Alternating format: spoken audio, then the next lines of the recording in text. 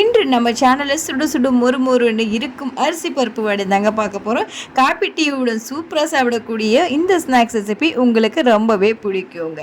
உங்கள் டீ டைமுக்கு பர்ஃபெக்ட் ஸ்நாக்ஸாக வரப்போகுது இந்த அரிசி பருப்பு வடை.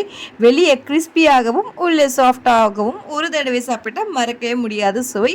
வீடியோவை கடைசி வரைக்கும் பாருங்கள், உங்கள் வீட்டில் இன்ஸ்டண்ட்டாக செய்யலாம். வாங்க வீடியோக்குள்ளே போகலாம். யாரெல்லாம் முதல்ல என்னோட சேனலை சப்ஸ்கிரைப் பண்ணலையோ சப்ஸ்கிரைப் பண்ணுங்கள், மறக்காமல் ஆள் கொடுங்க. அப்போ தான் நான் போடுற வீடியோஸ் உங்களுக்கு கூட வரும். வாங்க வீடியோக்குள்ள போலாம்.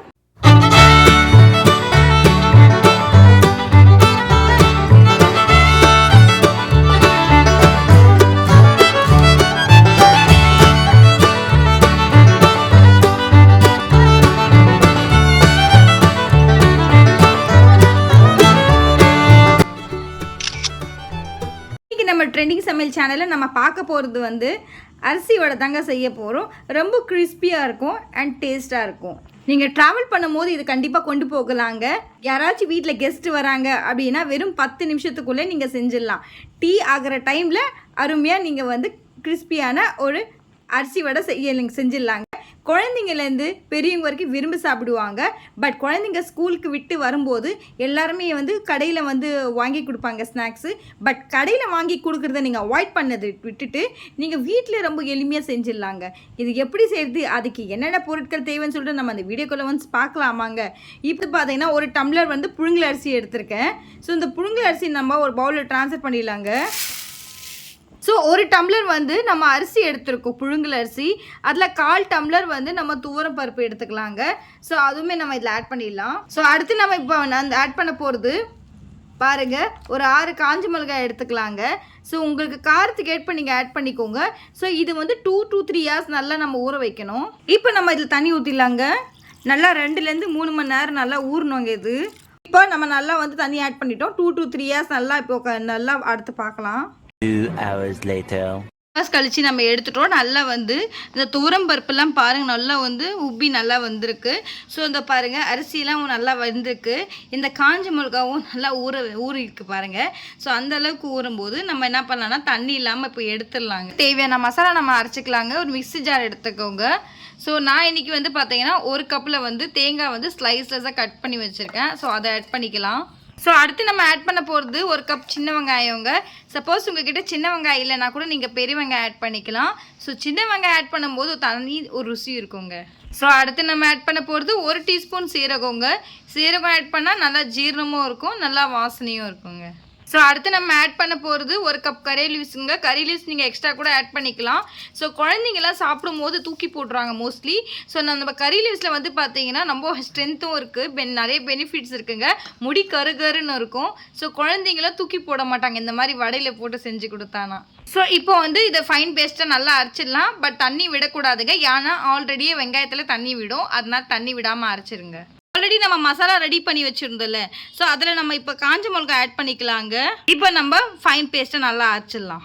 ஊறி வச்ச அரிசியும் இந்த துவரம் பருப்பை நம்ம இதில் ஆட் பண்ணிக்கலாங்க இந்த மிக்ஸி ஜாரில். இங்கே பாருங்கள் நம்ம ஆட் பண்ணிட்டோம். இப்போ பாருங்கள் நம்ம அரைச்சிட்டோம். பட் கொரப்பு தான் நம்ம அரைக்கணும். தண்ணியும் வந்து விடக்கூடாதுங்க. நீங்கள் லைட்டாக வந்து தண்ணி தெளிச்சிக்கோங்க. நீங்கள் வந்து கிரைண்டரில் கூட நீங்கள் அரைச்சிக்கலாங்க. இல்லை சப்போஸ் உங்ககிட்ட கிரைண்டரில் நீங்கள் விருப்பம் இல்லை அப்படின்னா நீங்கள் மிக்ஸி ஜாரில் கூட நீங்கள் அரைச்சிக்கலாம். பட் கொரப்பாக இருக்கணுங்க. தண்ணி வந்து லைட்டாக மறுபடியும் சொல்கிறேன், தண்ணி நல்லா லைட்டாக தெளிச்சிக்கோங்க. தண்ணி அதிகமாக ஆட் பண்ணாதீங்க. இப்போ நம்ம அரைச்சிடலாங்க கொரப்பாக.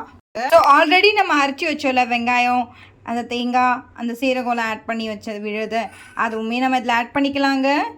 ஸோ இப்போது அதுவுமே ஆட் பண்ணி நல்லா இப்போது அரைச்சிடலாங்க. அப்புறம் நம்ம அரைச்சிட்டோம் நல்லா கொரப்பாக.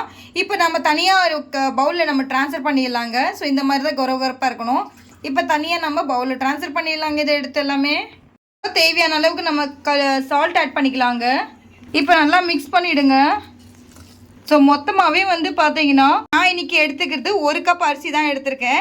ஸோ 1 கப் அரிசி நம்ம ஆல்ரெடி ஊற வச்சுட்டோம். ஆல்ரெடி அதில் தண்ணி கொஞ்சம் லைட்டாக இருக்குது. ஸோ வந்து நம்ம லைட்டாக தண்ணி தெளிச்சுக்கணும். நீங்கள் நிறைய தண்ணி ஆட் பண்ணிங்கன்னா ரொம்பவே உங்களுக்கு வடை செய்ய வராது. அதனால் தண்ணி லைட்டாக மறுபடியும் சொல்கிறேன், தண்ணி லைட்டாக தெளிச்சுக்கோங்க. நான் ஒரு கிண்ணம் எடுத்திருக்கேன். ஸோ இந்த கிண்ணத்து மேலே வந்து பார்த்தீங்கன்னா நீங்கள் வந்து காட்டன் கிளாத் எடுத்துக்கோங்க. காட்டன் கிளாத் கட் பண்ணிவிட்டு ஸோ இந்த மாதிரி இந்த கிண்ணத்தில் வந்து கவுத்து இந்த மாதிரி வச்சுருங்க.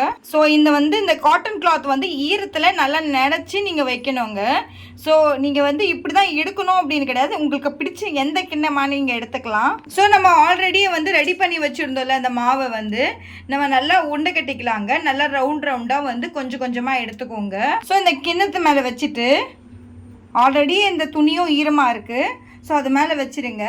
இப்படி ப்ரெஸ் பண்ணுங்க லைட்டாக.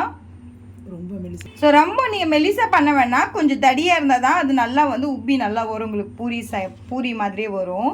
இப்போ நம்ம இதை எடுத்துடலாங்க. ஸோ ஒரு அகலமான ஒரு பேனில் வந்து பார்த்தீங்கன்னா நம்ம ஆயில் வந்து வச்சுருக்கோம். ஆயில் ஹீட் ஆனதுமே இதை போட்டுட்டோம். இப்போ நல்லா உப்பி வரும் பாருங்கள் சூப்பராக. இப்போ பாருங்க சூப்பராக வந்து பலூன் மாதிரி உப்புது பாருங்க. இந்த மாதிரி தான் உப்பி நல்லா வரணும். இப்போ லைட்டாக அப்படி திருப்பி விடுங்க பார்த்து. ஆயிலில் நீங்கள் எது செஞ்சாலுமே பார்த்து செய்யுங்க ஆயிலில். இப்போ பாருங்க பூரி மாதிரி வந்து நல்லா உப்பி வருது பாருங்க. ஸோ இந்த மாதிரி தான் உப்பி வரும்போது நல்லா சாப்பிடும்போது அது கிறிஸ்பியாக இருக்கும் முருவலாக. டீ டைம் கூட நீங்கள் இந்த ஸ்நாக்ஸ் எடுத்துக்கலாம், அவ்வளோ அருமையாக இருக்குங்க.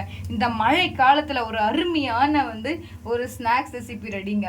இந்த மாதிரி கண்டிப்பாக நீங்கள் செஞ்சு நீங்களும் அசத்தலாம் வீட்டில். ஸோ அடுத்தும் நம்ம போட்டு எடுத்துடலாங்க. ஸோ இதே மாதிரி நம்மக்கிட்ட இருக்கிற எல்லா மாவுமே நம்ம போட்டு எடுத்து சர்வ் பண்ணிடலாம். சூப்பரான அருமையான ஒரு கிறிஸ்பியான அரிசி வடை ரெடி ஆயிடுச்சு. பார்க்கவே எவ்வளோ சூப்பராக இருக்குதுல, ஃப்ளஃபியாக இருக்குது, உப்பி வந்திருக்கு பாருங்கள் பூரி போல். கண்டிப்பாக அந்த ரெசிபியை நீங்களும் அந்த வீக்கெண்ட் அந்த மாதிரி ட்ரை பண்ணிவிட்டு உங்களுக்கு எப்படி வந்துச்சுன்னு சொல்லிட்டு என்னுடைய கமெண்ட் செக்ஷனில் சொல்ல மறந்துடாதீங்க.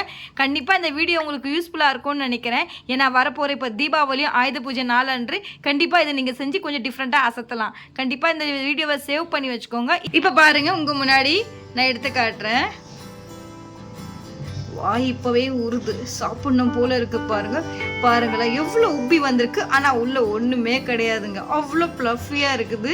இது டீ டைம் ஸ்நாக்ஸு கூட சொல்லலாம். பட் இது வெறுமனையாக சாப்பிட்டாலும் நல்லாயிருக்கும். பட் இதுக்கு கூட வந்து பார்த்தீங்கன்னா ஒரு டேஸ்ட்டுக்காக லைட்டாக வந்து நான் வந்து சட்னி வந்து தேங்காய் சட்னி வந்து நான் அரைச்சி வச்சுருக்கேன். ஸோ அதை தொட்டு இப்போ நான் சாப்பிட போகிறேன். பாருங்க உங்கள் முன்னாடியே நான் தொட்டு காட்டுறேன். வாய் ஊறுதுங்களா? அப்போ உடனே கண்டிப்பாக இந்த வீடியோவை உங்கள் கேலரியில் சேவ் பண்ணிவிட்டு எப்படி வந்துச்சு நீங்களும் செஞ்சு வீட்டில் அசத்தை சொல்லுங்கள். இப்போ பாருங்கள் நான் சாப்பிட்டு காட்டுறேன். சொல்ல வார்த்தையிலங்க இவ்வளோ அருமையாக இருக்குது. எனக்கு இன்னும் சாப்பிடணும் தோணுதுக்கு பாருங்கள். அவ்வளோ ஃப்ளஃபியாக இருக்குது, ஒன்றுமே இல்லைங்க, வெறும் மசாலா தாங்க. என்னுடைய வீடியோவை ஃபுல்லாக ஸ்கிப் பண்ணாமல் பாருங்கள். அப்போ தான் நான் என்னென்ன இன்க்ரீடியன்ஸ் ஆட் பண்ணியிருக்கேன்னு சொல்லிட்டு உங்களுக்கு தெரியும். என்னோடய வீடியோவை முழுசாக பார்த்ததுக்கு ரொம்ப ரொம்ப நன்றி. இதே மாதிரி சூப்பரான டிஷ்ஷை சந்திக்கும் வரை இப்போ கூட அளவு விடைபெறுவது. Take care, love you all, see you, bye tomorrow, happy weekend.